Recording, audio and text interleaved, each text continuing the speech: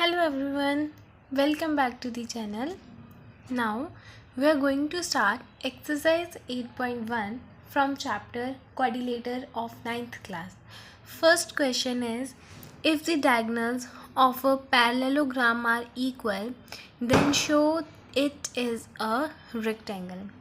देखो आपको क्या कहा है कि एक पैरेललोग्राम है, उसके डायगोनल्स इक्वल है, आपने शो करना है कि वो एक रेक्टेंगल है. बेसिकली सबसे पहले तो हम डायग्राम ड्रॉ करते हैं. हमने प्रूव करना है कि वो एक रेक्टेंगल है ना. तो हम रेक्टेंगल की ही फिगर को ड्रॉ करेंगे. बेसिकली आप पैरेललोग्राम भी ड्रॉ कर सकते हो, लेकिन मैंने इसीलिए रेक्टेंगल ड्रॉ किया, आपको क्वेश्चन को समझने में इजी होगा, है ना. तो बेसिकली आपको रेक्टेंगल की प्रॉपर्टीज़ पता होनी चाहिए. रेक्टेंगल की ऑपोजिट साइड्स इक्वल होती हैं, है ना. अब देखो हमारे पास जो पैरेललोग्राम है उसकी भी ऑपोजिट साइड्स इक्वल होती हैं, है ना. रेक्टेंगल और पैरेललोग्राम की ऑपोजिट साइड्स इक्वल होती हैं. तो अगर हमने ऑपोजिट साइड्स इक्वल प्रूव कर दी तो ये तो हो जाएगा कि पैरेललोग्राम भी हो सकता है. तो अगर आपने इसको रेक्टेंगल प्रूव करना है, आपको ये सारे के सारे एंगल्स क्या करने पड़ेंगे, 90 डिग्री के प्रूव करने पड़ेंगे. देखो मैंने आपको कहा एक पैरेललोग्राम है, ठीक है. आपने इसको प्रूव करना है रेक्टेंगल. तो हमको पता है कि रेक्टेंगल की ऑपोजिट साइड्स इक्वल होती हैं, लेकिन हमको ये भी पता है कि पैरेललोग्राम की भी ऑपोजिट साइड्स क्या होती हैं, इक्वल होती हैं, ठीक है. तो बेसिकली अब हमको इन एंगल्स को 90 डिग्री प्रूव करना पड़ेगा, तभी हम कह सकते हैं कि ये एक रेक्टेंगल है. तो हम सबसे पहले लिख लेते हैं गिवन क्या है. तो अगर आप क्वेश्चन को ध्यान से देखो, डायगोनल्स आर इक्वल, मतलब ये जो डी बी है, ये डी बी इक्वल है ए सी के, यही तो डायगोनल्स है और ये क्या है, इक्वल है. ऑपोजिट साइड्स भी इक्वल है इसकी, क्योंकि क्वेश्चन में ऑलरेडी मेंशन है कि वो एक पैरेललोग्राम है. तो हमको पता है कि पैरेललोग्राम की ऑपोजिट साइड्स इक्वल होती हैं. सो हम लिख सकते हैं कि डी ए जो है वो सी बी के इक्वल है, और ये जो डी सी है वो इक्वल है ए बी के, क्योंकि मेंशन है कि वो एक पैरेललोग्राम है. तो इतना तो हमको पता है कि पैरेललोग्राम की ऑपोजिट साइड्स क्या होती हैं, इक्वल होती हैं. अब इसको प्रूव करना है कि ये एक रेक्टेंगल है. तो सबसे पहले आपको क्या करना पड़ेगा, इसमें आपको इन दोनों एंगल्स को इक्वल प्रूव करना है. क्यों करना है वो भी मैं आपको बताती हूँ. आपको इस ट्रायंगल को लेना है और इस वाली ट्रायंगल को, इन दोनों को करना है कॉन्ग्रुएंट प्रूफ, और ये दोनों एंगल्स इक्वल हो जाएंगे बाय CPCT. तो यहाँ पे हम लिखेंगे इन ट्रायंगल, हमने कौन से ट्रायंगल लेने हैं, DAB एंड ट्रायंगल CBA, ये ट्रायंगल लिया. अब हमने यहाँ पे लिखा हुआ है कि DA इक्वल है CB के. So DA is equals to CB because opposite sides हैं पैरेललोग्राम की.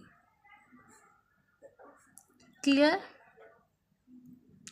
अब ये देखो डायगोनल्स भी मेंशन था कि इक्वल है, ये साइड आप नहीं ले सकते, मतलब इसको इसके इक्वल मत लिख देना, क्योंकि हमने ट्रायंगल ही ये लिए हैं, ये तो आएगा ही नहीं बीच में. अब हमने लिखा कि डायगोनल्स इक्वल हैं, ठीक है. डी बी ए सी के इक्वल है. ये जो डी बी है बच्चे वो ए सी के इक्वल है, गिवन है, क्योंकि डायगोनल्स इक्वल है, वो क्वेश्चन में गिवन था. अब ए बी क्या है, कॉमन है. ए बी दोनों ट्रायंगल्स में क्या है, कॉमन है. अब मैं कह सकती हूँ कि मेरा triangle D A B congruent है ट्रायंगल सी बी ए के बाय कौन सा रूल, ये भी एक साइड ली हमने, ये भी एक साइड ली, ये भी एक साइड ली. तो S S S side side rule के, कॉन्करेंसी रूल के मेरा ये ट्राइंगल जो है वो इक्वल प्रूव हो गए। अब मैं कह सकती हूँ कि एंगल ए इक्वल है एंगल बी के by C P C T. ठीक है, देखो मैंने इनको इक्वल इसीलिए प्रूव किया इन दोनों ट्राइंगल्स को क्योंकि हमने प्रूव करना है 90 डिग्री। तो अगर मैं angle A plus angle B करके इनको कर दूँ 180 डिग्री के, क्योंकि ये को इंटीरियर एंगल्स है ना, ये एक ट्रांसफर, दो पैरेलल लाइंस है, ये एक लाइन है और इसके अंदर वाले जो एंगल्स हैं उनका सम है 180 डिग्री। तो अब angle A plus angle B हो गए 180 डिग्री के। अब मैंने यहाँ पे लिखा कि एंगल ए इक्वल है एंगल बी के, तो मैं यहाँ पे लिख सकती हूँ ट्वाइस ऑफ एंगल ए। आप ट्वाइस ऑफ एंगल बी भी लिख सकते हो, इज इक्वल्स टू 180 डिग्री। अब एंगल ए जो है वो हो गया 180, ये मल्टीप्लाई हो रहा है, इधर हो जाएगा डिवाइड, कटिंग करोगे कितना आएगा 90 डिग्री। एंगल ए हो गया 90 डिग्री। अगर एंगल ए 90 है तो एंगल बी भी क्या होगा 90 डिग्री का होगा, क्योंकि हमने कहा कि एंगल ए और एंगल बी है इक्वल। ठीक है, अब हमने तो करने हैं 4 एंगल प्रूव। इनको तो हमने प्रूव कर दिया कि ये 90 डिग्री के। अब इनको कैसे करेंगे, देखो बच्चे, ये एंगल किसके ऑपोजिट है, इस एंगल डी के, ये एंगल इसके ऑपोजिट है, तो ये एंगल्स तो इक्वल हो जाएंगे। ठीक है, मैं यहाँ पे लिख देती हूँ, आपको समझने में आसानी होगी। देखो ये जो एंगल हमारा डी है वो इक्वल हो जाएगा एंगल बी के, बिकॉज ऑपोजिट एंगल्स ऑफ, ये एंगल का साइन है ऐसे। ठीक है, ऑपोजिट एंगल ऑफ पैरेललोग्राम, क्योंकि हमने तो पैरेलल बनाया, हमने रेक्टेंगल है, गिवन तो हमको पैरेललोग्राम था, तो ये इक्वल हो गया। एंगल डी इक्वल है एंगल बी के, सो एंगल डी इक्वल हो जाएगा 90 डिग्री के, क्योंकि एंगल बी कितना है 90 डिग्री। क्लियर, अभी हमने प्रूव कर दिया कि एंगल डी भी इक्वल है 90 डिग्री के।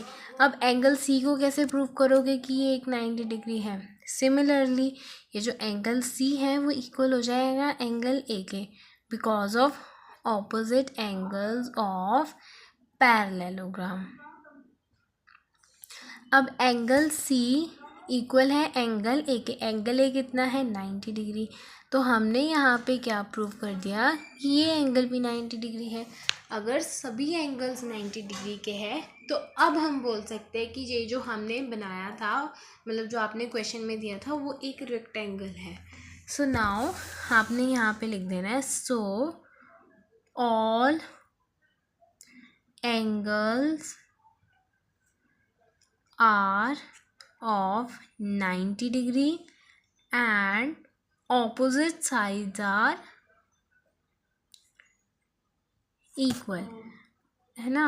सो अब हम बोल सकते हैं कि ABCD is a rectangle। Figure तो हमने अपनी तरह से ड्रॉ की थी ना, तो सभी एंगल्स क्या है 90 डिग्री के, ऑपोजिट साइड्स भी इक्वल है। तो अब मैं कह सकती हूँ कि ये जो मैंने फिगर बनाई थी ABCD की, वो एक रेक्टेंगल है। क्लियर, विद दिस हमारा फर्स्ट क्वेश्चन होता है डन। बेसिकली ये जो एक्सरसाइज चैप्टर पूरा 8th है, ये थोड़ा बोरिंग वाला चैप्टर भी है, बट ऐसा है कि आपको इन क्वेश्चंस को करने के लिए ना थोड़ा टाइम लगेगा, बट विद प्रैक्टिस और आपके जैसे कॉन्सेप्ट्स क्लियर होंगे, आप खुद भी इस चैप्टर को सॉल्व करोगे। एक्सरसाइज 8.2 इससे भी थोड़ी मुश्किल है, क्योंकि मिड पॉइंट थ्योरम उसके लिए समझनी पड़ेगी। फिलहाल हम एक्सरसाइज 8.1 का सेकेंड क्वेश्चन करेंगे। तो सेकेंड क्वेश्चन भी सेम थोड़ा इसी का कॉन्सेप्ट लगेगा जो हमने फर्स्ट क्वेश्चन में किया है। सेकेंड क्वेश्चन की जो फिगर है वो मैंने पहले ड्रॉ कर दी, लेकिन मैं समझा दूंगी। Show that diagonals of a square are equal, bisect each other at 90 degree.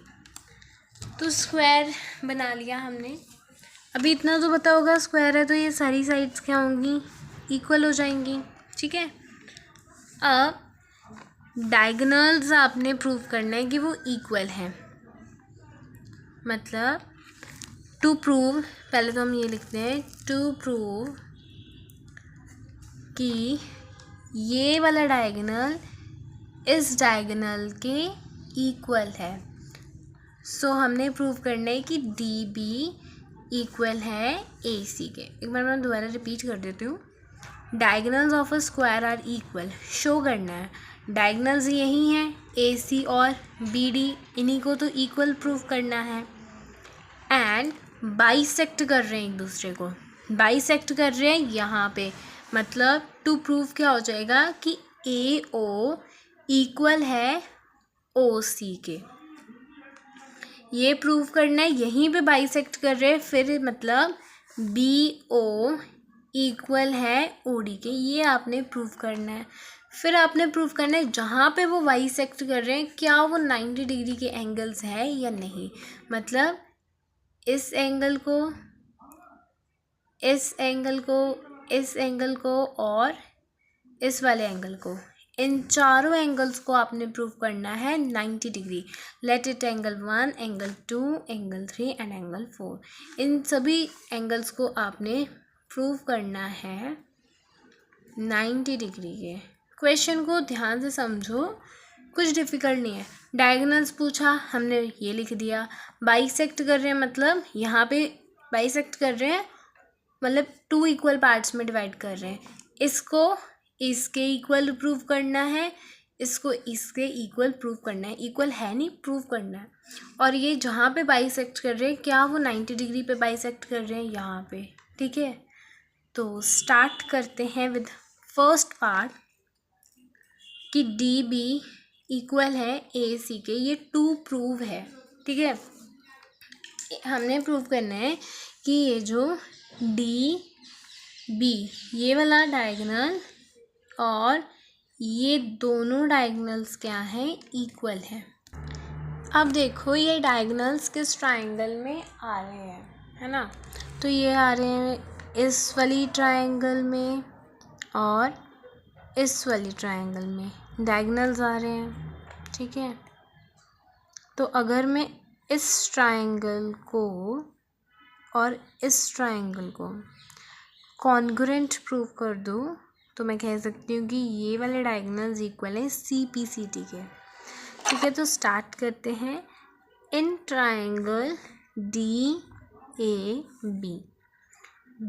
B and triangle C B A, इस वाली ट्रायंगल की बात कर रही हूँ और इस ट्रायंगल की, दोनों में कॉमन क्या आ रहा है, ए बी कॉमन है ना। ये भी ट्रायंगल है बच्चे, ये भी ट्रायंगल है, ये चीज़ कॉमन है। अभी डी ए इक्वल है सी बी के, स्क्वायर है तो सभी साइड्स, देखो स्क्वायर है तो सभी साइड्स क्या है, इक्वल है। So equal size of square, ये स्क्वायर की इक्वल साइज है तो ये भी इक्वल हो जाएंगे। अभी ये तो हम ले नहीं सकते क्योंकि हमने इसको प्रूव करना है इक्वल। तो अब हम और क्या ले सकते, देखो ये चीज़ भी हमने ले ली, इसको भी इंक्लूड कर लिया।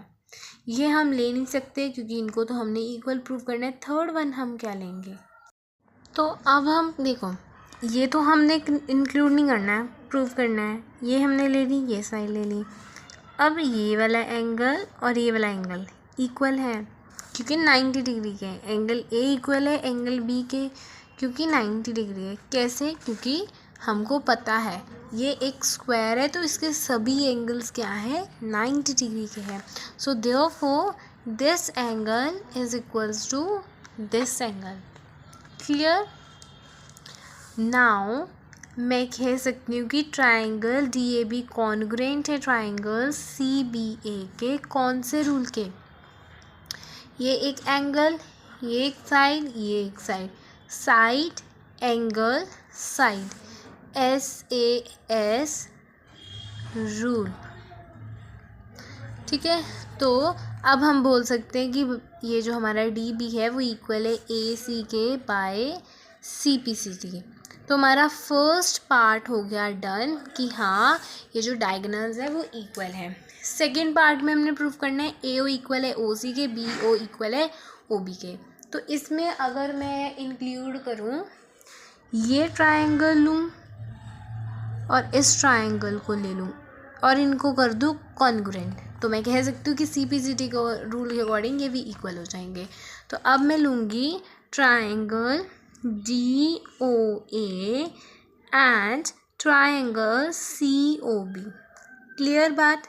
Triangle DOA and triangle COB, इसमें हम क्या ले सकते हैं, ये साइड्स तो हो जाएंगी इक्वल, DA इक्वल है CB के because equal size of square, square की इक्वल साइज हैं तो ये क्या हो जाएंगे, इक्वल हो जाएंगे।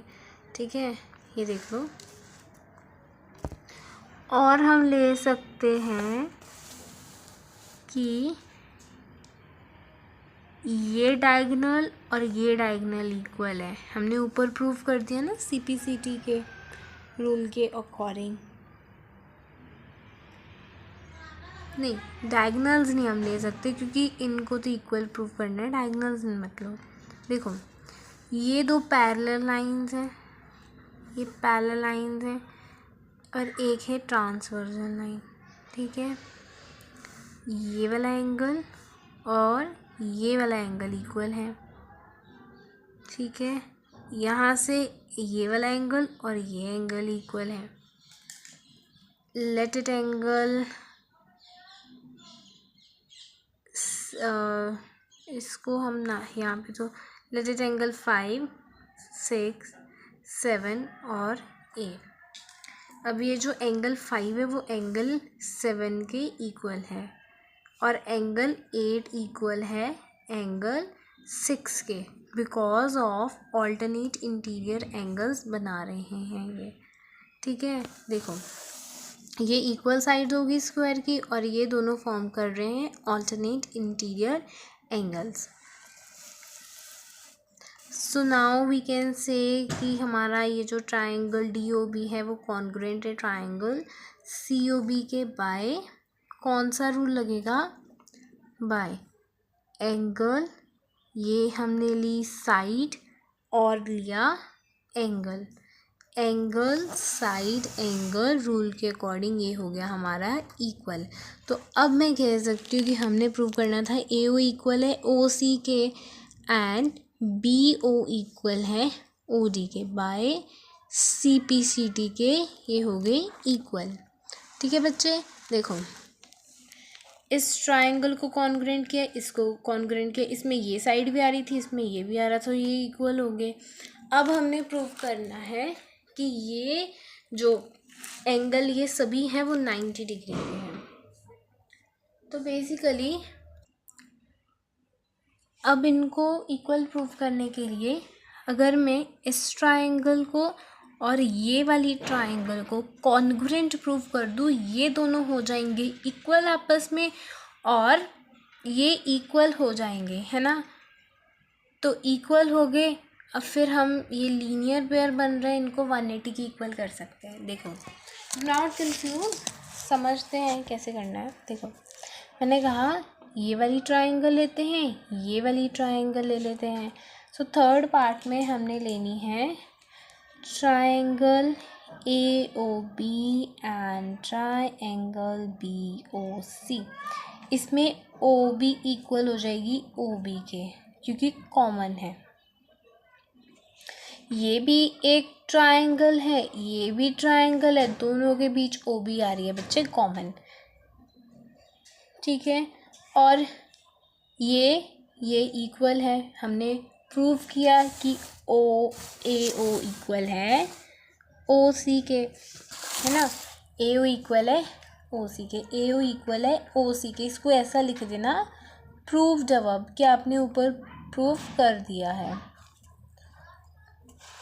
और अब हम क्या ले सकते हैं, देखो स्क्वायर है, सभी साइड्स क्या है, इक्वल है, तो मैं ले सकती हूँ कि AB इक्वल है BC के, है ना।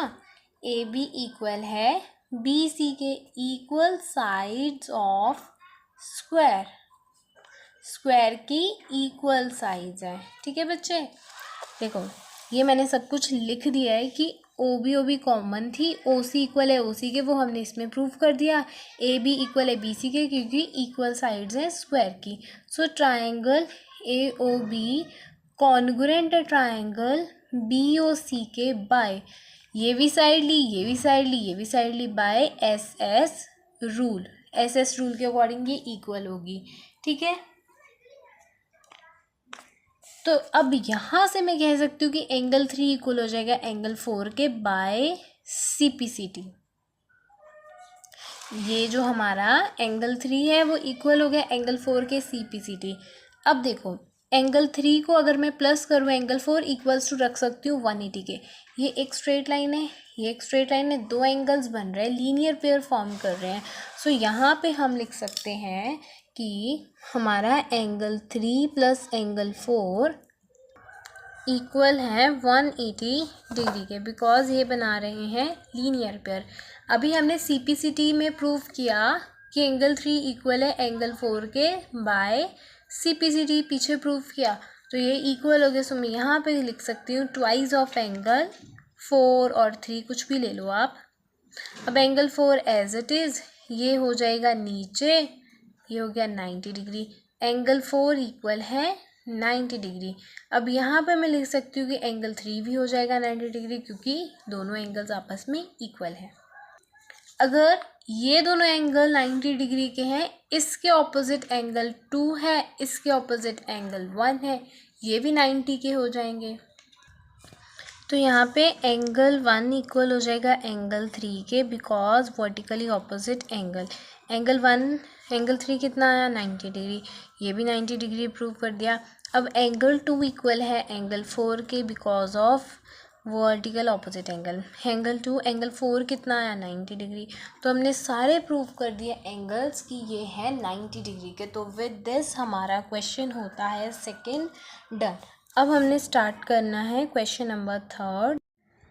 Question 3, diagonal AC of a parallelogram ABCD bisect कर रहा है एंगल A को। ABCD एक पैरेललोग्राम है, ठीक है। इसमें क्या है, ये जो AC लाइन है वो बाइसेक्ट कर रही है एंगल A को, मतलब this angle is equals to this. Show that कि एंगल C को भी AC बाइसेक्ट कर रही है, मतलब बेसिकली प्रूफ क्या करना है कि एंगल 1 इक्वल है एंगल 2 के, और सेकेंड पार्ट में प्रूव करना है कि ABCD एक रोम्बस है। तो स्टार्ट करते हैं क्वेश्चन को। सबसे पहले गिवन के साथ स्टार्ट करते हैं। Let it angle 1 angle 2, let it angle 3 and angle 4।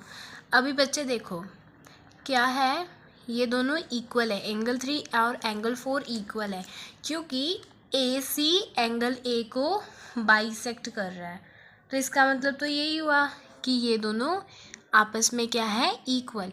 और क्वेश्चन में ध्यान से देखो, दिया हुआ है कि ये एक पैरेललोग्राम है। पैरेललोग्राम में क्या होता है, opposite sides are always equal. तो यहाँ पे मैं लिख सकती हूँ कि DA this side is equals to CB and AB is equals to DC। It's clear to all of you. उसके बाद है आपने प्रूव करना है कि ये जो एंगल C को AC लाइन बाइसेक्ट कर रही है, बाइसेक्ट कर रही है मतलब इक्वल पार्ट में डिवाइड कर रही है। बेसिकली टू प्रूव है कि एंगल 1 इक्वल है एंगल 2 के। तो इसको करने का सबसे सिंपल मेथड ये है, अगर आप इस वाली ट्रायंगल को और इस वाली ट्रायंगल को कॉन्ग्रुएंट प्रूव कर दोगे तो angle 1 will equal to angle 2 by CPCT rule. So you have to take triangle triangle ADC and triangle CBA. Clear? ADC और CBA, इस ट्रायंगल में क्या चीज़ ले सकते हो। अब देखो दिस साइड, इसको ले सकते हो कॉमन है, ठीक है। AC इक्वल है AC के क्योंकि ये क्या है, कॉमन है। अब एंगल्स बन रहे हैं। एंगल 3 इक्वल है एंगल 2 के, ये वाला एंगल इसके इक्वल है क्योंकि ऑल्टरनेट इंटीरियर एंगल्स बना रहे हैं। ठीक है, पता ही होगा आपको ऑल्टरनेट इंटीरियर एंगल्स ये जेड की शेप में बनते हैं। This angle is equal to this. अब एंगल 4 इक्वल है एंगल 1 के, सेम रीज़न आ जाएगा ऑल्टरनेट एंगल, ये एंगल 4 इक्वल है एंगल 1 के। कुछ बच्चे सोच रहे होंगे कि हम एंगल्स को छोड़ के AC को कॉमन ले सकते हैं, इस साइड को ले सकते हैं और इस साइड को इसकी इक्वल ले सकते हैं क्योंकि ऑपोजिट साइड्स इक्वल है। आप ऐसे भी कर सकते हो, साइड रूल के अकॉर्डिंग इक्वल हो जाएगा। यहाँ पे हम लिख सकते हैं angle side angle. So triangle ADC congruent है ट्राइंगल CBA के by angle side angle rule. आप इसमें ऐसा भी कर सकते हो, अगर आपने इसको कॉन्ग्रुएंट प्रूव करना है। पैरेललोग्राम में this side is equals to this side, क्यों? क्योंकि हमने गिवन में लिखा है क्योंकि ये एक पैरेललोग्राम है, और this is equals to this, तो आप इसको ऐसे भी लिख सकते हो। अगर आप साइड्स को इंक्लूड कर रहे हो तो साइड रूल के अकॉर्डिंग वो ये ट्रायंगल दोनों कॉन्ग्रुएंट हो जाएंगे, नहीं तो आप एंगल्स भी ले सकते हो। ठीक है, अब हमने इस ट्रायंगल को इसके कॉन्ग्रुएंट प्रूव कर दिया है। अब मैं कह सकती हूँ कि मेरा एंगल 1 इक्वल है एंगल 2 के बाय CPCG। ठीक है, फर्स्ट पार्ट तो हमने कर लिया कि अगर एंगल 1 इक्वल है एंगल 2 के, इसका मतलब क्या है कि ये जो हमारी AC लाइन है ऑफ अ पैरेललोग्राम बाइसेक्ट कर रही है एंगल C को भी। ठीक है, AC जो लाइन है पैरेललोग्राम की वो एंगल C को बाइसेक्ट कर रही है, इसका मतलब यही हो गया क्योंकि एंगल 1 इक्वल है एंगल 2 के। अब सेकेंड पार्ट देखो, ABCD is a rhombus, कि ये जो ABCD पैरेललोग्राम में ये एक रोम्बस है। बच्चे देखो, अगर आप इस एंगल को और इस एंगल को दोनों को क्या करो, इक्वल प्रूव कर दो। ये जो है ये एंगल आपस में इक्वल है, इसके ऑपोजिट ये साइड है, इसके ऑपोजिट ये साइड है, ये दोनों साइड्स हो जाएंगी इक्वल, और इसके ऑपोजिट ये, इसके ऑपोजिट ये, सारी साइड्स हो जाएंगी इक्वल। अब कन्फ्यूजन ये होती है बच्चों को कि इन दोनों एंगल्स को कैसे कॉन्ग्रुएंट प्रूव करें। देखो, हमारे पास गिवन है कि एंगल 3 और एंगल 4 तो इक्वल है, आप इसको लिख दो कि गिवन है हमको। ठीक है, एंगल 3 इक्वल है एंगल 4 के, गिवन है। अब देखो, हमने यहाँ पे ये प्रूव किया कि एंगल 1 और एंगल 2 भी इक्वल है ना, ये प्रूव कर दिया, प्रूव्ड अबव। अब ये जो एंगल 3 है वो इक्वल है एंगल 2 के, और एंगल 4 इक्वल है एंगल 1 के, because they are forming alternate interior angles. ठीक है, ये वाला जो एंगल है वो इसके इक्वल है, this equals to this because alternate interior angle. अब इन सभी स्टेटमेंट से मैं कह सकती हूँ ये जो एंगल 1 है वो इक्वल है एंगल 2 के। यहाँ पे हम बोल रहे हैं कि एंगल 2 इक्वल है एंगल 3 के, और यहाँ हम बोल रहे हैं कि एंगल 3 इक्वल है एंगल 4 के, तो सारे एंगल्स क्या हैं, इक्वल है। सो फ्रॉम दिस हम कह सकते हैं कि हमारा एंगल 4 इक्वल है एंगल 2 के। यहाँ से मैं कह सकती हूँ जब सभी एंगल्स इक्वल है तो ये 2 और 4 भी तो इक्वल होंगे। ठीक है, अब हम लिख सकते हैं कि ये जो AB है ना, आपने लिखना है इन ट्राइंगल ABC, हमने ये ट्राइंगल लिया ABC और इसमें हमने ये प्रूव किया कि एंगल 4 इक्वल है एंगल 2 के।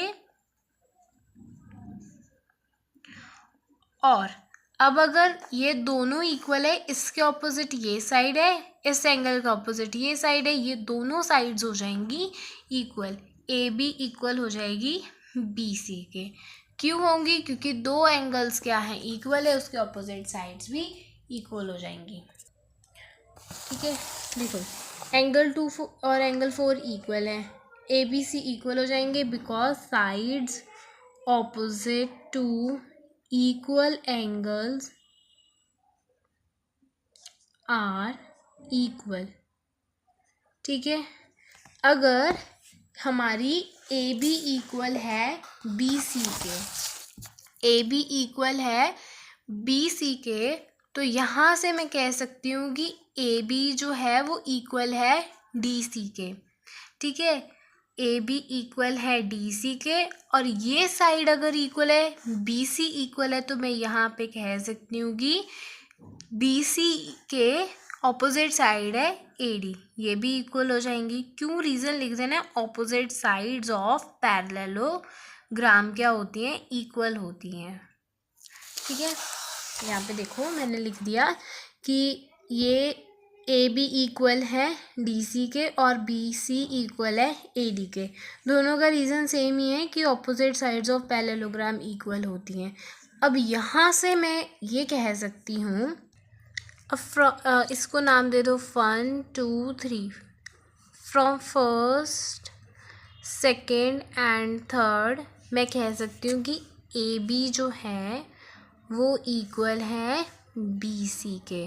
ठीक है, यहाँ पे मैं कह रही हूँ कि ए बी इक्वल है डी सी के, यहाँ हम बोल रहे कि ये डी सी इक्वल है ए बी के, तो ये क्या हो गया, सभी साइड्स होगी इक्वल, और रोम्बस की सभी साइड्स इक्वल होती हैं। सो अब हम कह सकते हैं कि ये एक रोम्बस है। ये जो हमको parallelogram A B C D दिया था वो एक रोम्बस है, वो हमने प्रूव कर दिया। सो विद दिस बच्चे आपका क्वेश्चन थर्ड होता है डन। अब हम करते हैं हमारा fourth question of this exercise.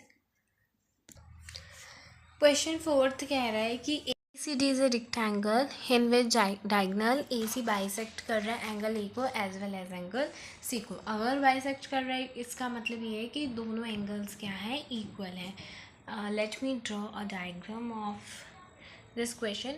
Basically हमने इसको प्रूव करना है स्क्वायर, तो मैं पहले ही स्क्वायर का डायग्राम ड्रॉ करूँगी, समझने में थोड़ा इजी हो जाएगा। ठीक है, तो पहले स्क्वायर का कर लो, चाहे आप रेक्टेंगल का कर लो, इट डजेंट मैटर, बस आपको डायग्राम क्लियर समझ आनी चाहिए। देखो ए बी सी डी एक स्क्वायर रेक्टेंगल बना लिया हमने। अब वो कह रहे हैं कि ए सी लाइन है वो बाइसेक्ट करिए एंगल ए को और एंगल सी को, मतलब 2 इक्वल पार्ट्स में डिवाइड करिए। इसका मतलब एंगल 1 इक्वल है एंगल 2 के, एंगल 3 इक्वल है एंगल 4 के। तो गिवन में हमने यही चीज़ लिखनी है कि एंगल 1 इक्वल है एंगल 2 के और एंगल 3 इक्वल है एंगल 4 के। अब फर्स्ट पार्ट देखो, ए बी सी डी क्या है, इज़ अ स्क्वायर, ये हमने प्रूव करना है। जैसे क्वेश्चन नंबर थर्ड में हमने इन दोनों एंगल्स को क्या किया था, इक्वल प्रूव किया था, और इनके जो ऑपोजिट साइड्स है उनको इक्वल प्रूव कर दिया, वैसे ही करना है सेम। देखो एंगल 1 इक्वल है एंगल 2 के और एंगल 3 इक्वल है एंगल 4 के, ये तो हमने गिवन से ही उठा लेना है। अब एंगल 1 इक्वल है एंगल 4 के और एंगल 2 इक्वल है एंगल 3 के, एंगल 1 इक्वल है एंगल 4 के, एंगल 2 इक्वल है एंगल 4 के।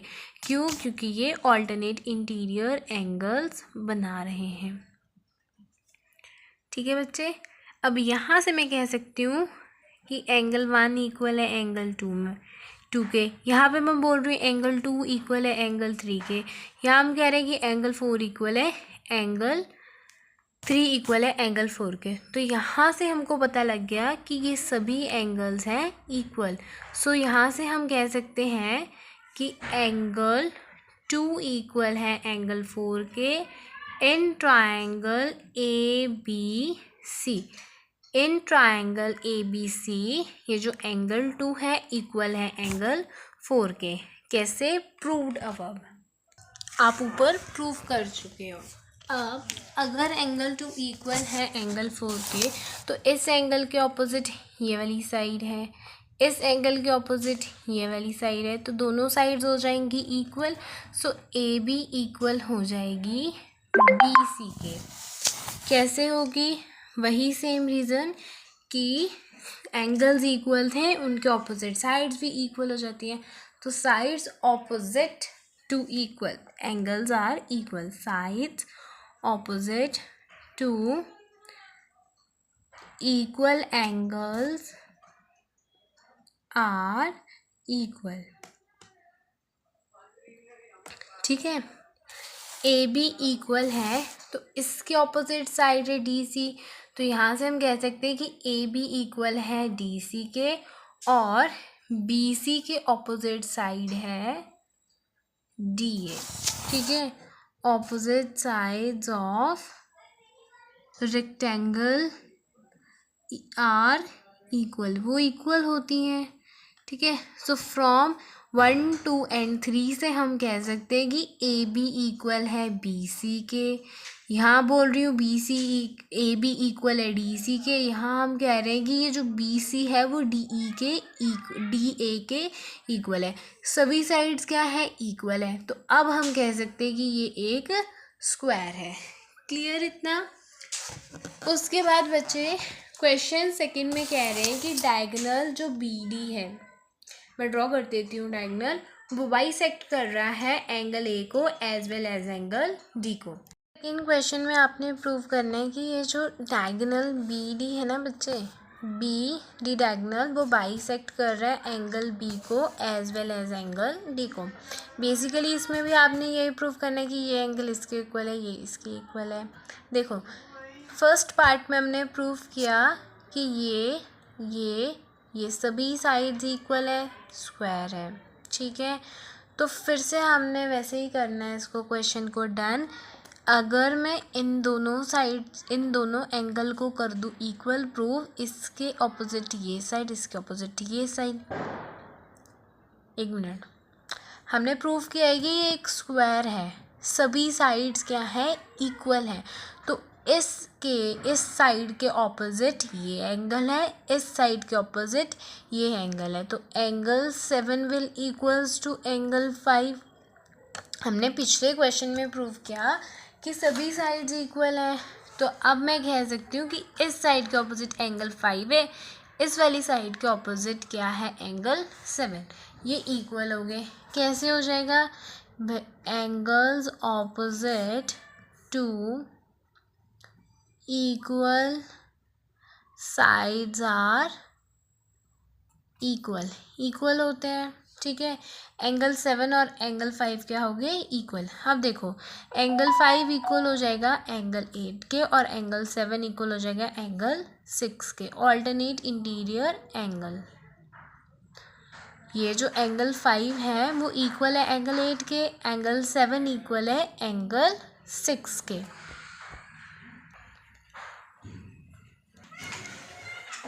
एंगल 7 इक्वल है एंगल 5 के, एंगल 7 इक्वल है एंगल 6 के, और एंगल 5 इक्वल है एंगल 8 के। तो सभी एंगल्स क्या हो गए? इक्वल हो गए।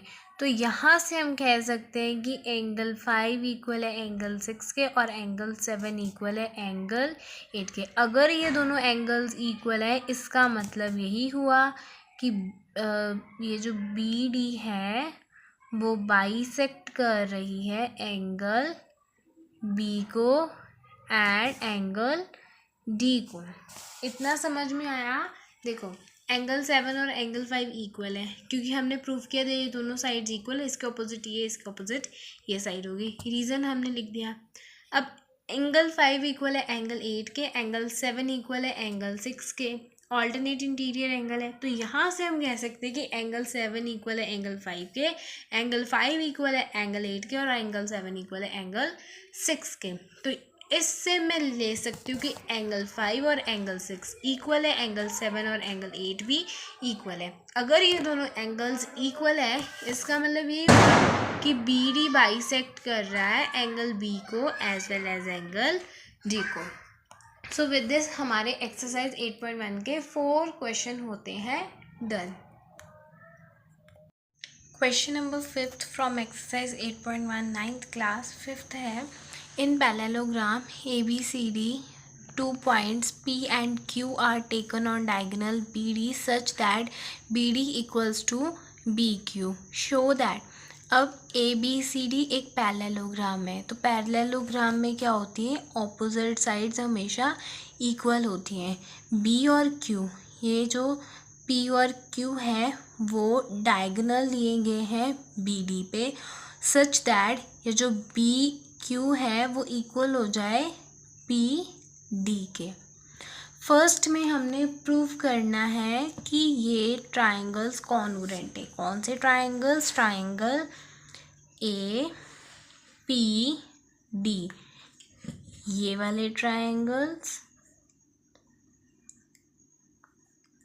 और ट्राइंगल CQB, ये C, ये Q और B. बेसिकली अगर आप ध्यान से ऑब्जर्व करो यहाँ पे, एक मिनट,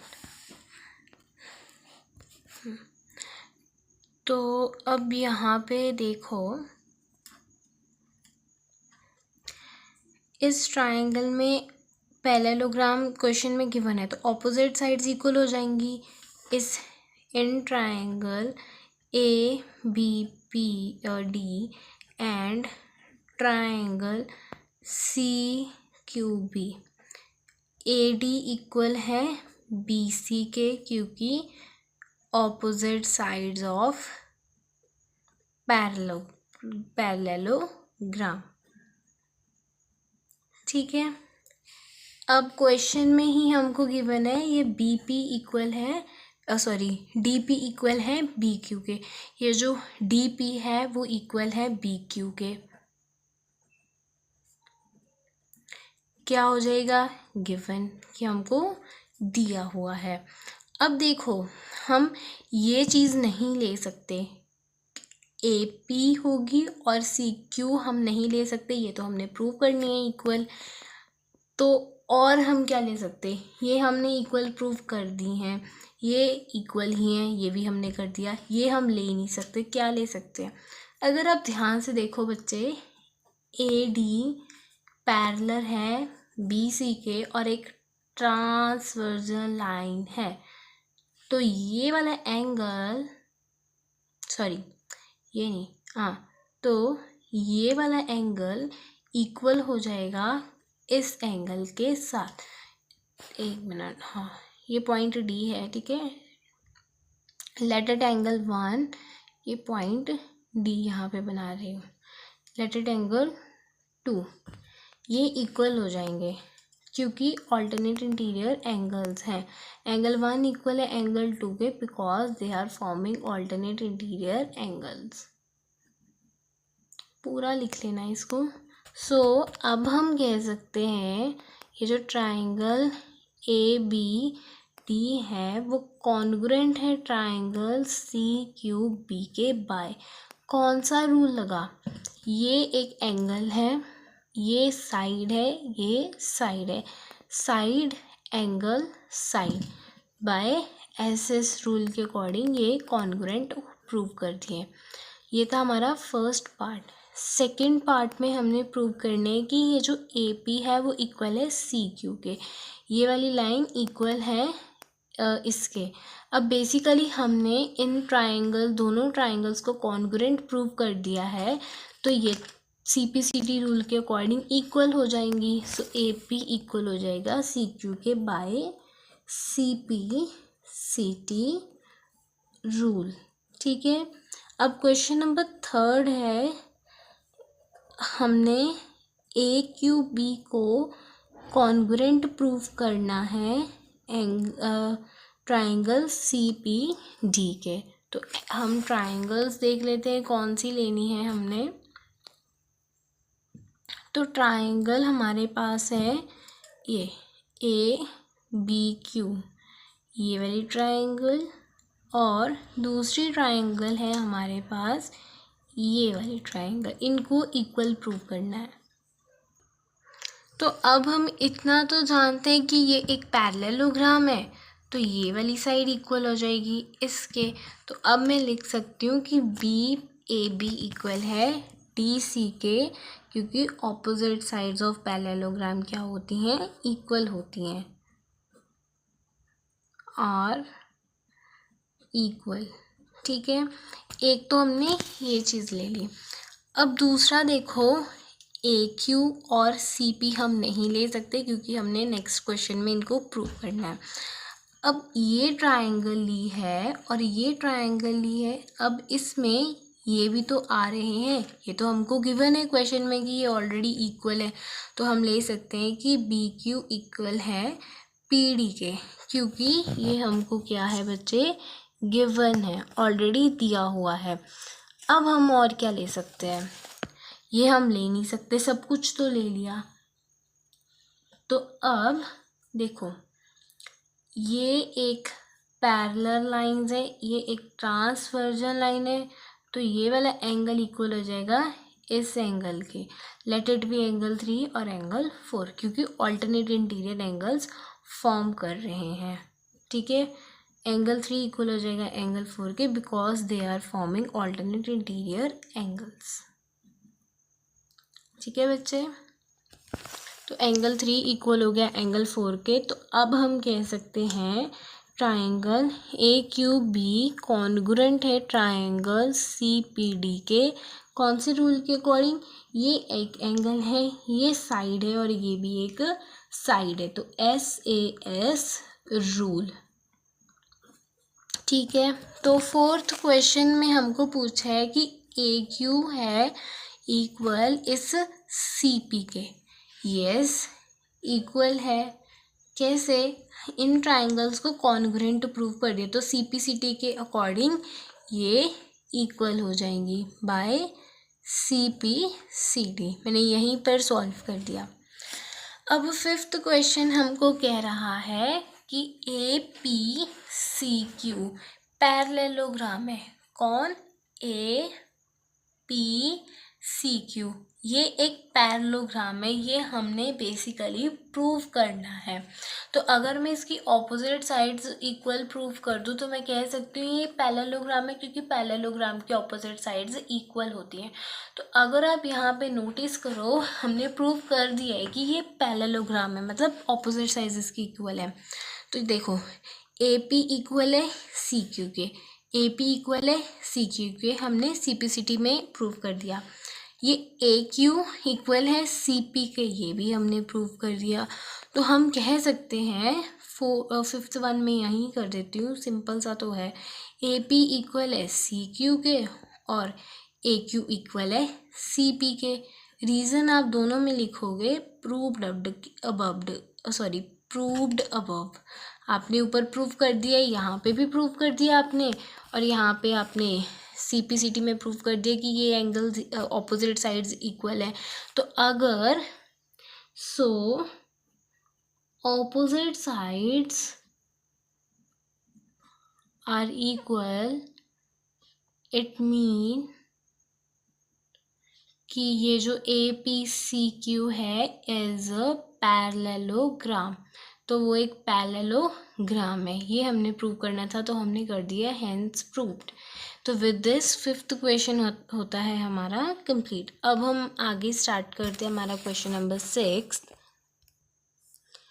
ए बी सी डी एक पैरेललोग्राम है। A P and C Q are perpendicular from the vertex A and C on a diagonal B D. Show that triangle A P D congruent है triangle C Q D के। Prove करना है first में, to prove, किसको prove करना है कि ये जो ए पी डी है, ये वाला ट्राइंगल, ये वाला मतलब पूरा, और सी क्यू डी, ये वाला ट्राइंगल, बेसिकली इनको इक्वल प्रूव करना है। कैसे करेंगे, तो यहाँ पे देखो क्वेश्चन में गिवन था कि वो एक पैरेललोग्राम है, तो डी सी इक्वल हो जाएगी ए बी के, क्योंकि opposite sides of parallelogram are equal. अब सेकंड में देखो, यहाँ पे एंगल P बन रहा है और यहाँ पे angle Q which is 90 degree, perpendicular है मतलब 90 डिग्री बना रहे हैं, तो एंगल पी इक्वल हो जाएगा एंगल क्यू के। अब देखो बच्चे, यहाँ पे ये जो डी सी है वो पैरेलल है ए बी के, और डी भी एक ट्रांसवर्जल लाइन बना रही है, तो क्या होगा, ये वाला एंगल और ये वाला एंगल इक्वल हो जाएंगे। Let it be angle 1, let it be angle 2। कैसे होंगे, क्योंकि ये ऑल्टरनेट इंटीरियर एंगल्स बना रहे हैं।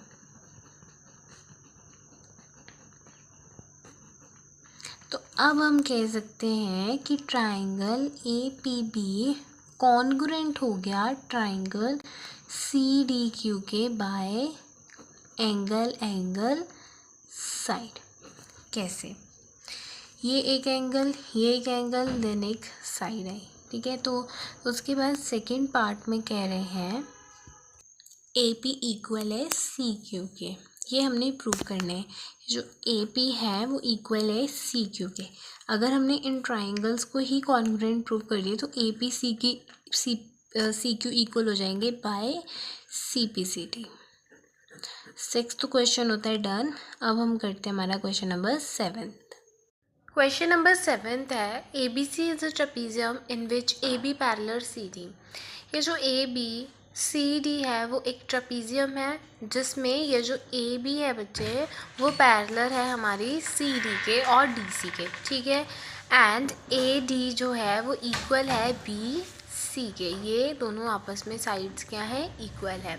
आपने प्रूफ क्या करना है कि ये जो हमारा एंगल ए है वो इक्वल है एंगल बी के, एंगल डी और एंगल सी आपस में इक्वल है।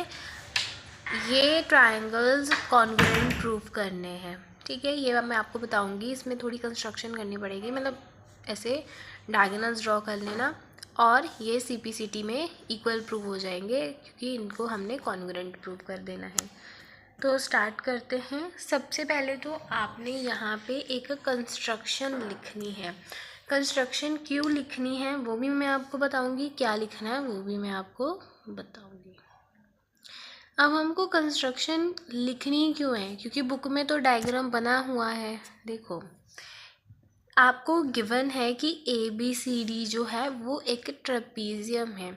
यहाँ पे इस ट्रायंगल की या इस लाइन की तो कोई बात ही नहीं की ना, तो हमको यहाँ पे कंस्ट्रक्शन लिखनी पड़ेगी, ठीक है। हो सकता है आपको पेपर में डायग्राम ऐसे ही आ जाए तो आपको कंस्ट्रक्शन लिखनी पड़ेगी।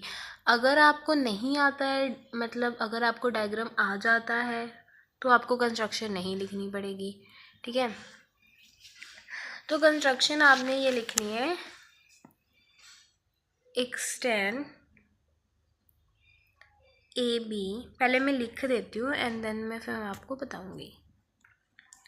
कंस्ट्रक्शन में क्या है, एक्सटेंड करना है ए बी लाइन को। ये जो ए बी लाइन है इसको थोड़ा आगे बढ़ा देना है, एक्सटेंड कर देना है, ठीक है। And draw a line through C, ये जो पॉइंट सी है ना, यहाँ से एक लाइन को ड्रॉ करना है जो पैरेलल हो डी ई के, ठीक है। पहले तो एक्सटेंड कर दिया, एक सी पॉइंट लेना है, ठीक है। सी पॉइंट आपको दिया हुआ है डायग्राम में, वहाँ से एक लाइन को एक्सटेंड करना है जो पैरेलल हो डी ई के, सॉरी ए डी के, चलो ए डी भी लिख सकते हो। ये लाइन और ये लाइन पैरेलल हो जाएंगी and intersecting A B produce at E, ठीक है। तो ए बी लाइन जो थी उसको आपने क्या किया, एक्सटेंड किया, और जो सी पॉइंट था वहाँ से एक लाइन को ड्रॉ किया जो ए डी के पैरेलल हो, और दोनों को इंटरसेक्ट करवाया एट पॉइंट ई, ठीक है। जो आपने A B C line produce की थी और जो आपने पैरेलल बनाई थी ए डी के, उन दोनों ने इंटरसेक्ट किया पॉइंट ई पे। ये आपने कंस्ट्रक्शन लिख देनी है। बेसिकली ये जो कंस्ट्रक्शन है मैंने बुक से ही लिखवाई हुई है, तो मैंने आपको समझा दिया है कि इसको ऐसा करना है, बुक में हिंट दे रखी है। तो अब देखो, हमको गिवन है कि ए डी और बी सी इक्वल है, ए डी इक्वल है बी सी के, ठीक है। अभी आपको गिवन है कि AD जो है AB पैरेलल है DC के, ये भी आपको गिवन है। अब ये जो AD है ना बच्चे, वो इक्वल है BC के, और आपको यहाँ पे लिखा है कि जो आपने लाइन एक्सटेंड की थी वो पैरेलल होनी चाहिए AD के। तो यहाँ पे हम लिख सकते हैं कि जो हमारी AD लाइन है वो इक्वल है EC के। ठीक है, ये जो हमारी ED लाइन है वो इक्वल है EC के, है ना। अगर वो एक दूसरे के पैरेलल है, देखो अगर ये वाली लाइन इसके पैरेलल है और ये वाली लाइंस जो है वो आपस में पैरेलल है, तो ये क्या बन गया, एक पैरेललोग्राम बन गया। तो हम लिख सकते हैं कि ये जो EAECD इज अ पैरेललोग्राम। ठीक है, अब ये तो चलो हमको गिवन था। अब हमने AD को इक्वल प्रूफ कर दिया EC के। आपने यहाँ पे लिख देना है कि EAECD इज अ पैरेललोग्राम, और पैरेललोग्राम की ऑपोजिट साइड्स क्या होती हैं, इक्वल होती हैं। ठीक है, फर्स्ट इक्वेशन होगी, ये होगी हमारी सेकंड इक्वेशन।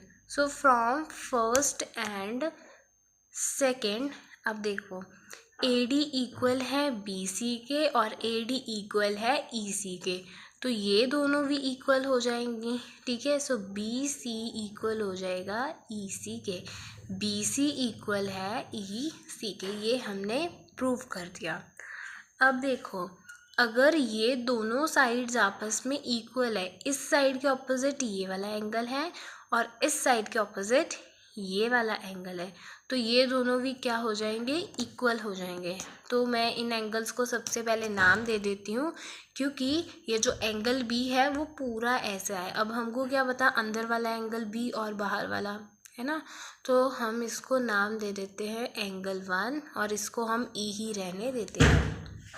अब इसको मैंने नाम दे दिया एंगल E। अब एंगल 1 इक्वल है एंगल E के, क्यों, because angles opposite to equal sides are equal. जो एंगल्स इक्वल साइड्स के ऑपोजिट होते हैं वो इक्वल होते हैं।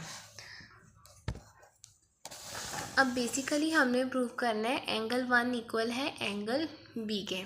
देखो अब इसको तो हम एंगल A में इसको एंगल A नाम दे देती हूँ और इसको मैं एंगल B नाम दे देती हूँ। आप 1 2 3 4 भी ले सकते हो। ठीक है, अब angle 1 plus angle E equal हो जाएंगे 180 डिग्री के। ठीक है, ये जो एंगल A है वो प्लस किया एंगल E को, इन दोनों का सम होगा 180 डिग्री, क्योंकि ये बना रहे हैं को इंटीरियर एंगल्स। ठीक है, सो यहाँ पे एंगल A और एंगल E को प्लस किया 180 के इक्वल हो गए, क्योंकि को इंटीरियर एंगल्स है। अब यहाँ पे देखो अगर एंगल B प्लस एंगल 1, ये भी 180 डिग्री के हो जाएंगे, क्योंकि ये बना रहे हैं लीनियर पेयर। लीनियर पेयर क्या होता है, एक लाइन और एक स्ट्रेट लाइन जब दो एंगल्स बन रहे हों उनका सम होता है 180 डिग्री और वो होते हैं linear pair. So angle B plus angle 1 180 degree के हो गए लीनियर पेयर। अब देखो इनकी राइट हैंड साइड्स क्या है, इक्वल है, तो इनकी लेफ्ट हैंड साइड भी क्या हो जाएगी, इक्वल हो जाएगी। ठीक है, अब यहाँ पे एंगल A को भी ऐसे लिख लो और एंगल E को भी एंगल B। अब एंगल 1 की जगह मैं एंगल E लिख सकती हूँ। क्यों लिख सकती हूँ, क्योंकि यहाँ पे मैंने प्रूव किया कि एंगल 1 इक्वल है एंगल E के, तो यहाँ पे मैं angle A plus angle E equals to angle B इस 1 की जगह पे मैं एंगल E को लिख सकती हूँ। ठीक है, तो ये हो जाएंगे कैंसिल। अब एंगल A इक्वल हो गया एंगल B के। यही हमने प्रूव करना था हमारे फर्स्ट पार्ट में कि एंगल A जो है वो इक्वल है B के, वो हमने कर दिया प्रूव। अब सेकेंड पार्ट में देखो, एंगल सी को इक्वल प्रूव करना है एंगल डी के। वो हम किस तरह से करेंगे, इसको मैं एंगल नाम दे देती हूँ एंगल डी और इसको एंगल सी।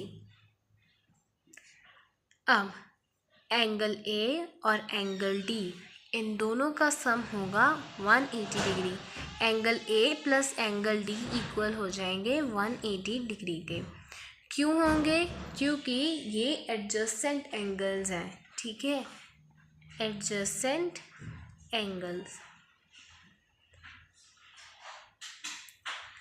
अब angle B plus angle C भी हो जाएंगे 180 डिग्री के एडजसेंट एंगल। अब इनकी राइट हैंड साइड्स क्या होगी, इक्वल। अब लेफ्ट हैंड साइड भी इक्वल हो जाएगी क्योंकि 180 डिग्री है ना, इक्वल है, तो ये भी इक्वल हो जाएंगे। अब angle A plus angle D, अब इस एंगल बी की जगह पे मैं एंगल ए लिख सकती हूँ। क्यों लिख सकती हूँ, क्योंकि हमने फर्स्ट पार्ट में प्रूव किया है कि एंगल ए इक्वल है एंगल बी के, तो यहाँ पे मैंने एंगल बी की जगह पे एंगल ए को लिख दिया। ये हो गए कैंसल, एंगल डी इक्वल हो गया एंगल सी के। यही हमने प्रूव करना था हमारे सेकेंड पार्ट में, वो भी हमने प्रूव कर दिया।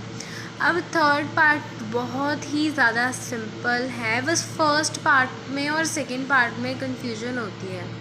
इनको आपने कॉन्ग्रुएंट प्रूव करना है। So in triangle A B C and triangle B A D, देखो यहाँ पे ट्रायंगल आपको बोला है ए बी सी, मतलब ये वाला ट्रायंगल और ट्रायंगल, ये पूरा ट्रायंगल और ट्रायंगल बी ए डी। ये मैं एक बार ड्रॉ कर लेती हूँ, इस वाले ट्रायंगल को और इस वाले ट्रायंगल को कॉन्ग्रुएंट प्रूव करना है। सबसे पहले देखो, एंगल ए इक्वल हो जाएगा एंगल बी के। ए इक्वल होगा एंगल बी के, हमने फर्स्ट पार्ट में प्रूव कर दिया है। सो आपने लिख देना है प्रूव्ड अबव, ठीक है बच्चे। और उसके बाद इस वाले ट्रायंगल और इस वाले ट्रायंगल में ए बी क्या आ रही है, कॉमन आ रही है, ठीक है। पहले हमने एंगल ए और एंगल बी को लिख दिया, रीज़न आप लिख दोगे प्रूव्ड अबव, और एंगल एंगल नहीं, ए बी इक्वल है क्योंकि वो कॉमन है। और हम क्या ले सकते हैं, देखो ये ए डी और बी सी गिवन है, हमको इक्वल है, दिया हुआ है ना कि ए डी इक्वल है बी सी के। आपने रीज़न लिख देना है कि ये क्या है, हमको गिवन है। तो यहाँ पे देखो ये हमने लिख लिया। अब मैं कह सकती हूँ कि मेरा triangle A B C congruent है ट्रायंगल बी ए डी के। रीज़न लिखेंगे तो रीज़न हो जाएगा साइड एंगल साइड, क्योंकि ये एंगल है, ये दोनों साइड्स हैं। तो हमारा थर्ड पार्ट भी हो गया। अब फोर्थ पार्ट में बेसिकली प्रूव करना है कि ये जो डायगोनल ए सी है वो इक्वल है बी डी के। देखो इन दोनों ट्राइंगल्स को तो कॉन्ग्रुएंट प्रूव कर दिया है, तो ये दोनों सी पी सी टी के अकॉर्डिंग इक्वल हो जाएंगे। तो फोर्थ पार्ट इक्वल हो जाएगा by C P C T, ठीक है, क्योंकि हमने थर्ड पार्ट में दोनों ट्राइंगल्स को कॉन्ग्रुएंट प्रूव कर दिया है। सो ए सी इक्वल है बी डी के by C P C T. आप इसको डिफरेंट भी लिख सकते हो, मैंने यहीं पे लिख दिया क्योंकि आंसर तो by C P C T आएगा। विद दिस हमारी एक्सरसाइज 8.1 होती है done. Thanks for watching. Please like share and subscribe.